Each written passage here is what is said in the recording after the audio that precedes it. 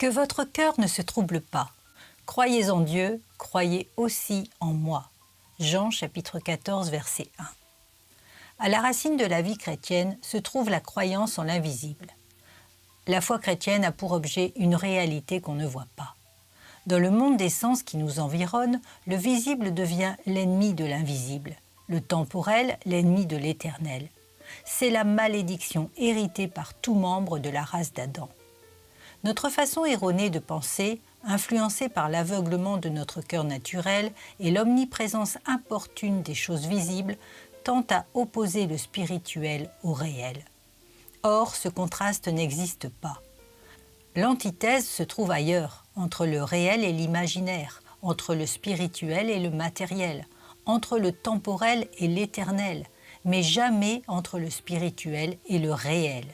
Le spirituel est réel. Pour nous élever vers cette sphère de lumière et de puissance dans laquelle les Écritures de vérité nous invitent à entrer, nous devons nous débarrasser de cette mauvaise habitude d'ignorer le spirituel. Détournons notre intérêt du visible pour le porter sur l'invisible. Car la grande réalité invisible, c'est Dieu. Celui qui s'approche de Dieu doit croire qu'il existe et qu'il récompense ceux qui le cherchent. C'est fondamental dans la vie de la foi. De là, nous pouvons nous élever à des hauteurs illimitées. Croyez en Dieu, déclare notre Seigneur Jésus-Christ. Croyez aussi en moi.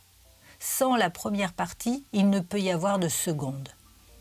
Dieu et le monde spirituel sont réels. Nous pouvons compter dessus avec la même assurance que nous nous appuyons sur le monde familier autour de nous.